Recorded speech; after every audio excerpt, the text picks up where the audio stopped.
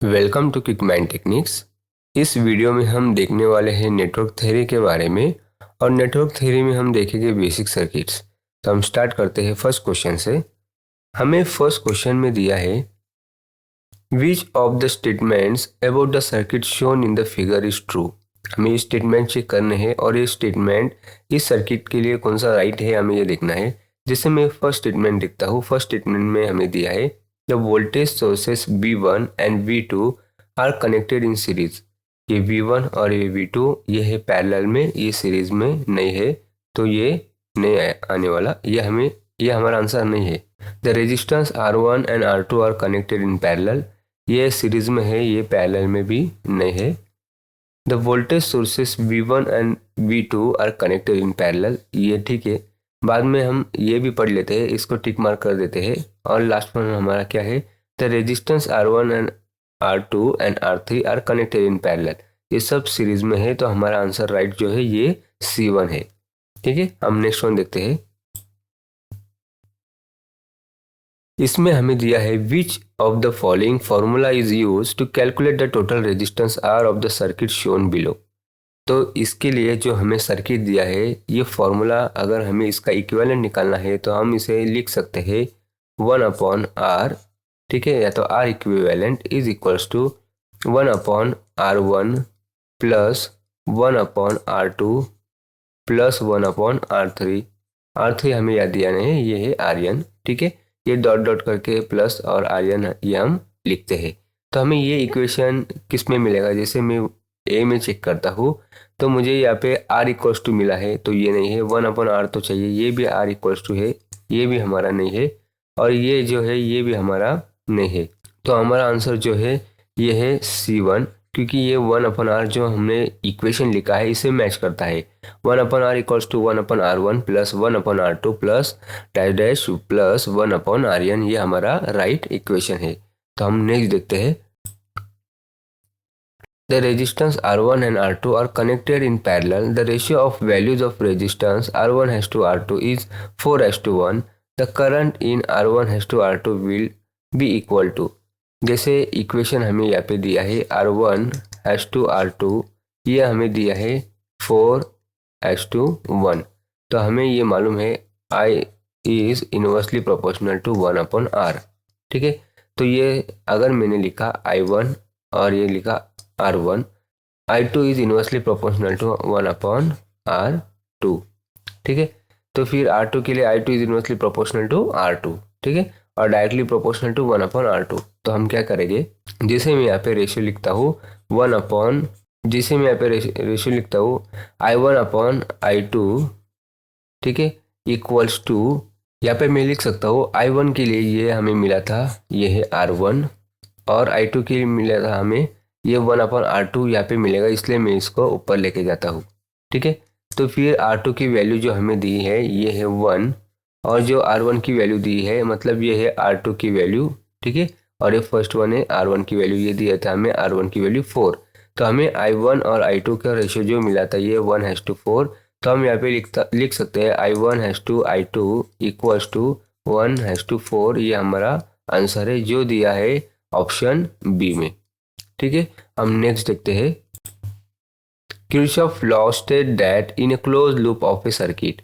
तो ये है the total current algebraic sum is 0, the algebraic sum of potential differences is 0, voltage across component is 0 and none of this. तो हमें देखना है कि किरचॉफ लॉ जो लूप पे वर्क करता है तो इसका जो अल्जेब्रिक सम है ये ऑलवेज इक्वल्स टू 0 होता है। जैसे हमें ये फॉर्मूला मालूम है कि summation of IR plus summation of EMF equals to 0।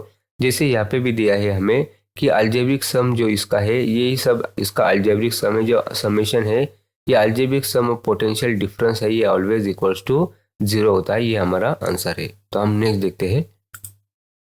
यहाँ पे हमें दिया है 35 volt source is connected to a series circuit at 600 ohms and R as shown if a voltmeter at internal resistance 1.2 kilo ohm is connected across 600 ohm resistor, it reads 5 volt, the value of R is।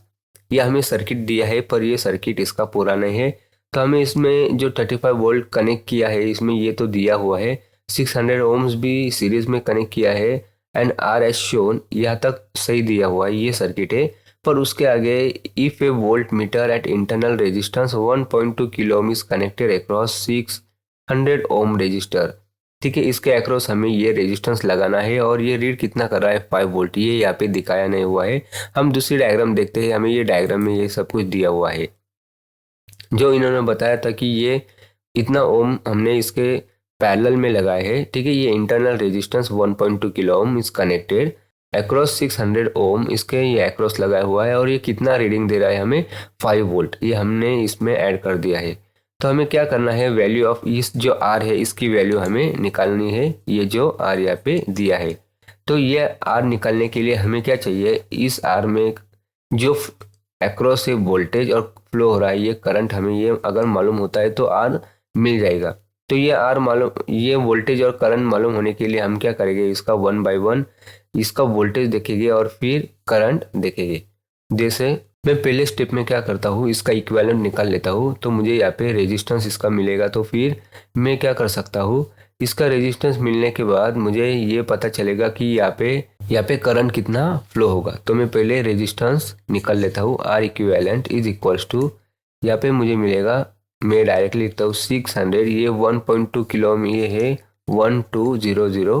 ठीक है, फिर इसका addition करता हूँ 600 plus 1200, तो ये मुझे मिलेगा, ये मैं इसे रहने देता हूँ 600 1200 अपॉन, ये होगा मुझे ये मिलेगा 1800।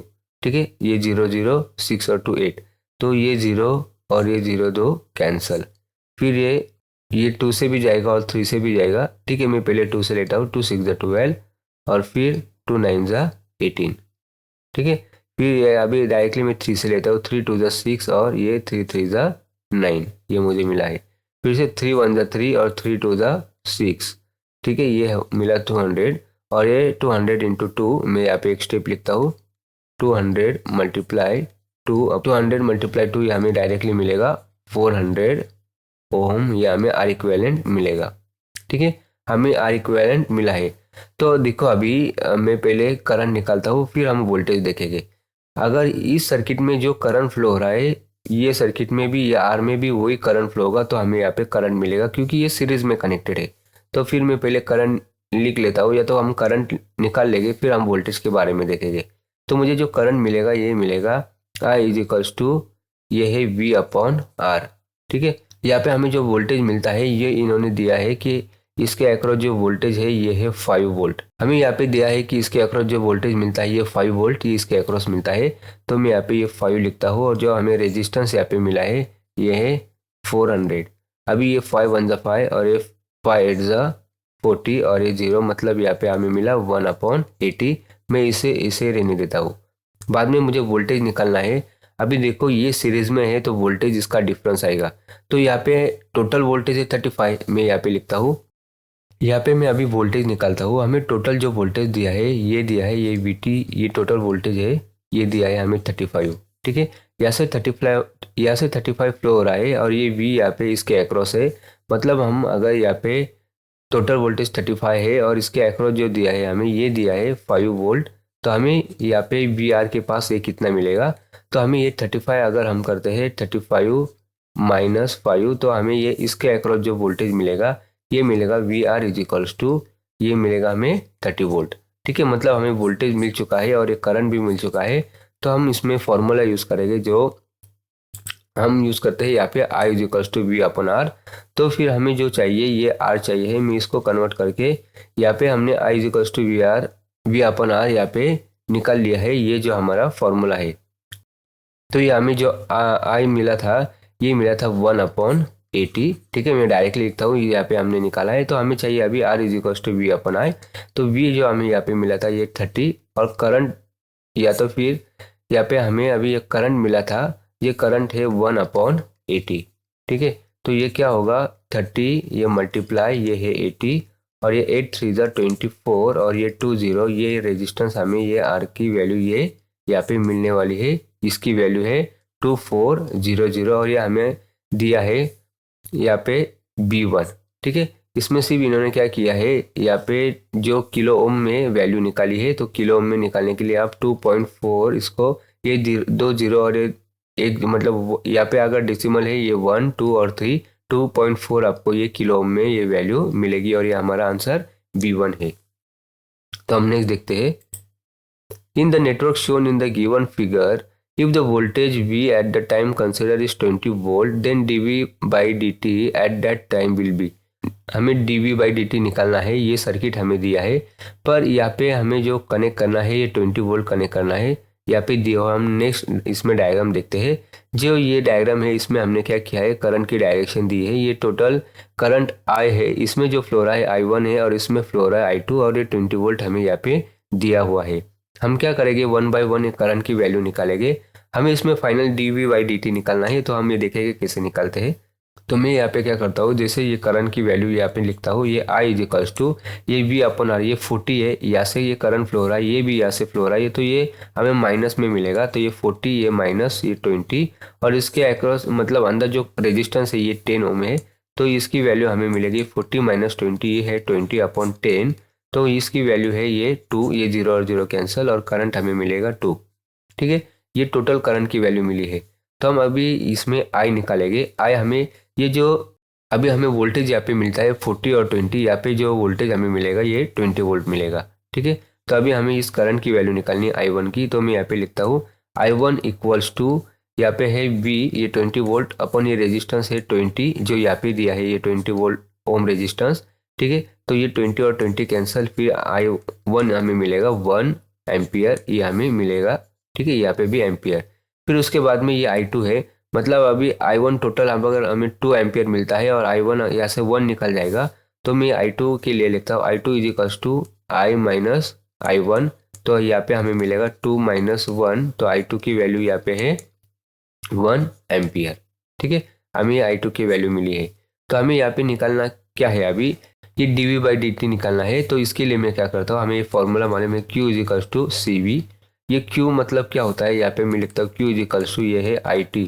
तो यहाँ पे मैं लिखता हूँ IT इज इक्वल्स टू, ठीक है, तो हम ये कहाँ से निकाल रहे हैं, इस सर्किट से, मतलब I2 से, इसलिए मैं इसको I2 ले लेता हूँ। तो ये CV एज इट इज। तो फिर मुझे ये I2 निकालना है, ये है CV/T यहाँ पे आ जाएगा। तो इसका अगर हम डेरिवेटिव लेते हैं तो ये C dV बाई dt हमें ये मिलेगा। तो I2 की वैल्यू यहाँ पे दी हुई है जो हमें मिली है। हम क्या करेंगे, dV बाई dt फॉर्म में इसको कन्वर्ट कर लेंगे। I2 ये C नीचे आ जाएगा, फिर ये हमें मिलेगा dV बाई dt। तो फिर dV बाई dt हमें कितना मिला, dV/dt इक्वल्स टू, ये I2 की वैल्यू हमें यहाँ पे 1 मिली, ये 1 यहाँ पे मैं लिखता हूँ, अपॉन C हमें दिया है कैपेसिटर 1/2, ये है 1/2, ये ऊपर आएगा तो हमें मिलेगा dV by dt equals to ये 2, ये वैल्यू मिलेगी, ये वोल्ट पर सेकेंड, हमें ये वैल्यू फाइनल आंसर यहाँ पे मिलेगा। ये ऑप्शन में दिया है, ऑप्शन बी। ठीक है, हम नेक्स्ट देखते हैं। The resistance of a strip of copper rectangular cross section is 2 ohm. A metal of resistivity twice that of copper is coated on its upper surface to a thickness equal to that of a copper strip. The resistance of composite strip will be। तो यहाँ पे हमें क्या दिया है, देखो हमें यहाँ पे रेजिस्टेंस निकालना है, resistance of composite strip will be. तो ये resistance of A strip of A copper of rectangular cross section area. तो एक स्ट्रिप है, ठीक है, हम एक स्ट्रिप लेते हैं, ये एक स्ट्रिप है, ठीक है, ये स्ट्रिप है, ये है कॉपर की, यहाँ पे मैं CU लिखता हूँ सिर्फ, और इसका रेजिस्टेंस हमें जो दिया है ये दिया है 2 ओम। बाद में ये मेटल ऑफ रेजिस्टिविटी, इसके ऊपर जो एक, तो इसका रेजिस्टेंस हमें 2 ओम ये दिया है। ठीक है, तो हमने क्या किया है कि इसके ऊपर जो मेटल है, सपोज मैंने इसके ऊपर मेटल की क्या की है, कोटिंग दी है। तो ये कोटिंग इतनी दी है कि इसकी जो अपर सरफेस उसकी थिकनेस ये कॉपर की स्ट्रिप की है। मैंने कॉपर की स्ट्रिप थोड़ी बड़ी दिखाई, पर जो हम कोटिंग करेंगे ये इतनी इसको लेयर आ चुकी है। तो फिर उसका रेजिस्टेंस यहाँ पे कितना दिया है, ट्वाइस ऑफ दैट कॉपर। मतलब मैं यहाँ पे अगर लिखता हूँ resistance of copper is equals to, यहाँ पे अगर 2 ओम है तो इसमें ट्वाइस दिया हुआ है, तो फिर मैं यहाँ पे लिखता हूँ resistivity twice that of copper is coated on its upper surface to a thickness equal to a copper strip. Copper की स्ट्रिप पे अभी ये जो रेजिस्टेंस है ये है कोटेड किया है रेजिस्टेंस, ये क्या कहा है, एक twice of that of copper, ठीक है। तो फिर हमें ये मिलेगा 2 इंटू, फिर हमें ये कॉपर का रेजिस्टेंस है 2, तो कोटिंग का हमें जो मिलेगा, कोटिंग का जो मिलेगा ये है 4 ओम, ठीक है। तो हमें इसका क्या निकालना है, resistance of composite strip will be, तो हम इसमें ये पैरेलल है तो 1/R हम इसका लिखेंगे 1/RCU प्लस 1/R, ये है कोटिंग का, ठीक है। फिर इसका वैल्यू हम पुट करेंगे 1/2 प्लस 1/4, ये है हमारा 1/R। तो इसमें जो एलसीएम है ये 4 है, तो हमें यहाँ पे मिलेगा 1/R इक्वल्स टू, ये कितना मिलेगा, ये 2, फिर बाद में ये प्लस 1/4, ठीक है। तो फिर R हमें मिलेगा 4/3, ये हमारे R की वैल्यू मिलेगी, और ये दिया है ओम में।